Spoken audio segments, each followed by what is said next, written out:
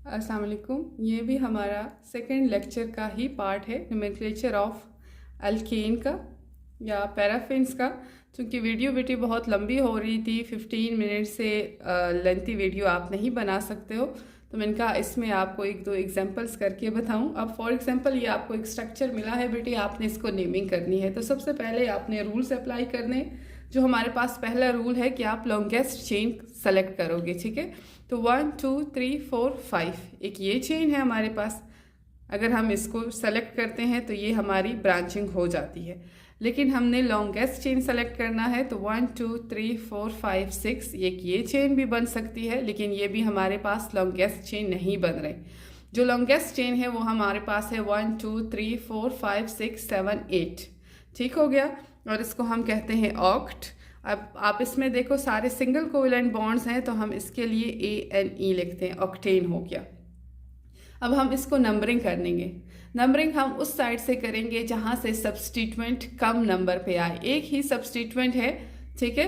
तो हम नंबरिंग किस साइड से करें? अगर हम यहाँ से करते हैं तो 1 2 3 4 5 1 2 3 4। तो इसका मतलब हम इस चेन को यहाँ से नंबरिंग करें ताकि हमारा सब्स्टिट्यूएंट कम नंबर पे आए।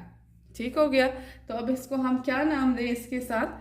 अब इसके आप ऑक्टेन तो हो गया, फोर्थ पोजीशन पे सब्स्टिट्यूएंट है, लेकिन सब्स्टिट्यूएंट कौन सा है? एक ही सब्स्टिट्यूएंट है, तो हम इसको लिखेंगे 4 मिथाइल ऑक्टेन।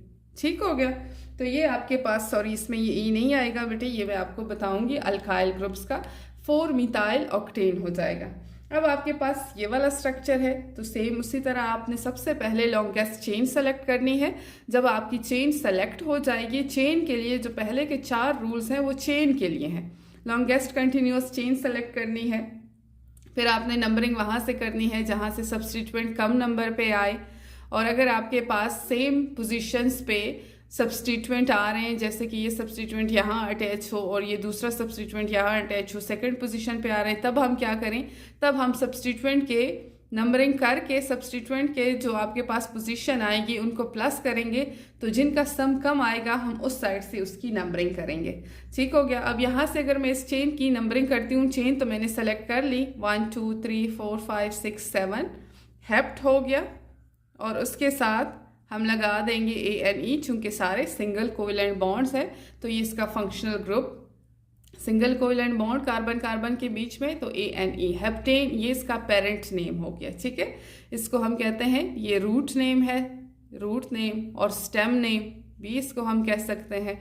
और ये इसका क्या है बेटे? ये इसका सफिक्स है जो कि फंक्शनल ग्रुप को शो करेगा, होमोलोगस सीरीज को शो करेगा। और इसके आगे अब हम लगाएंगे सब्स्टिट्यूएंट के लिए, अल्काइल ग्रुप्स के लिए। तो नंबरिंग मैं यहाँ से करूँगी बेटे, तो मेरा 3rd नंबर पे सब्स्टिट्यूएंट आएगा, तो ये नंबरिंग सही होगी। ठीक हो गया। तो नंबरिंग मैं यहाँ से करूँ तो मेरे पास इसका नाम क्या हो जाएगा? 3, और साथ में 4th पोजीशन पे भी है हमारे पास, और दोनों हमारे पास क्या है बेटे? मिथाइल है। तो इसके लिए मैं करूंगी डाई मिथाइल हेप्टेन। ठीक हो गया, डाई मिथाइल हेप्टेन। अब आप प्रैक्टिस के लिए कोई भी ले सकते हो, एक और कंपाउंड में आपको लिख के दे देती हूँ, ये आपने खुद करना है। CH3 CH2 फॉर एग्जाम्पल, ये हमारे पास एक कंपाउंड है, ऑर्गेनिक कंपाउंड है CH2, यहाँ पे मैं CH3 लिख रही हूँ, CH2 CH।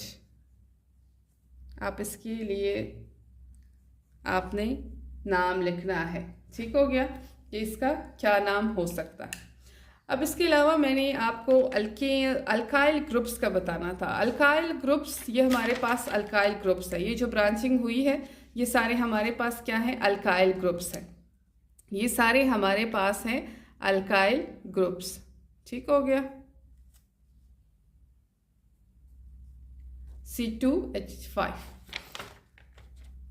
अब अल्काइल ग्रुप्स कहाँ से आते हैं? Alkyl groups are groups obtained by removing any one hydrogen atom from alkane. जब आप अल्केन से कोई एक हाइड्रोजन एटम रिमूव करोगे तो उसको हम कहते हैं कि वो क्या हो गया? Alkyl groups. Alkyl groups are named by replacing the suffix ANE with YL। Alkane का, ठीक है, अल्केन का जो ANE होगा उसको हम रिप्लेस कर देंगे YL से, ठीक है, YLE से नहीं रिप्लेस करना, YL से रिप्लेस करना। फॉर एग्जाम्पल ये है आपके पास CH4 मीथेन, इसका एक हाइड्रोजन रिमूव हो जाएगा तो ये कन्वर्ट हो जाएगा CH3 में, ठीक हो गया, और इसको हम कहेंगे मीथाइल।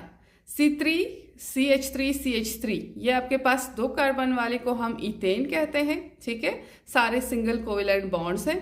तो अगर इनका एक हाइड्रोजन कोई रिमूव हो जाए तो उसको हम कहते हैं इथाइल।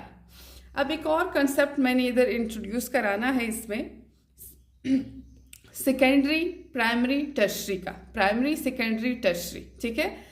आपके पास एक प्राइमरी हाइड्रोजन होता है, प्राइमरी हाइड्रोजन या प्राइमरी कार्बन होता है। प्राइमरी कार्बन कौन सा कार्बन एटम होता है? जो डायरेक्टली सिर्फ एक कार्बन के साथ अटैच हो या किसी के साथ अटैच ना हो।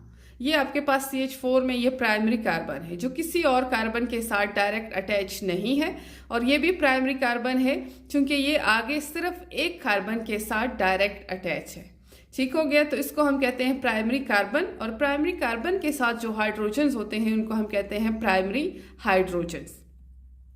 अब उसके बाद सेकेंडरी किसको कहते हैं? सेकेंडरी कार्बन जिसको हम 2 और उसके ऊपर नॉट से रिप्रेजेंट करते हैं, वो कार्बन होता है जो कि आगे डायरेक्ट 2 कार्बन के साथ अटैच हो, जो डायरेक्ट सिर्फ 2 कार्बन के साथ अटैच हो तो वो सेकेंडरी कार्बन हो जाएगा, और उन हाइड्रोजन्स को जो सेकेंडरी कार्बन के साथ अटैच है उनको हम कहते हैं सेकेंडरी हाइड्रोजन्स।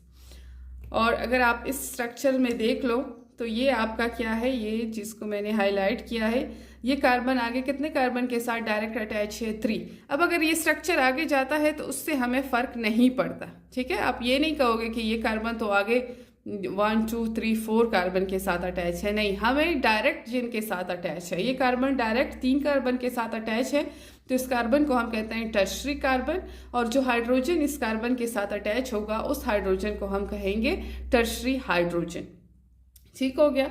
तो ये रूल नंबर 6 में था, नेम्स ऑफ अल्काइल ग्रुप हमने अल्फ़ाबेटिकल ऑर्डर में लिखने हैं, लेकिन मैंने अल्काइल ग्रुप्स का साथ में बताना था कि अल्काइल ग्रुप्स हमारे पास प्राइमरी, सेकेंडरी और टर्शरी भी उसमें होते हैं, ठीक हो गया, अगर उनका हाइड्रोजन रिमूव हो जाए। तो अगर आपको ये क्लियर है तो आप मुझे बता दो, अगर क्लियर नहीं है हम दोबारा इसी के ऊपर बात करेंगे, और आगे नेक्स्ट लेक्चर में हम नोमेनक्लेचर ऑफ साइक्लो अल्केन और अल्कीन की बात करेंगे, तो वहाँ पे भी यही सारे रूल अप्लाई होते हैं सिवाय 1-2 चेंज करने के।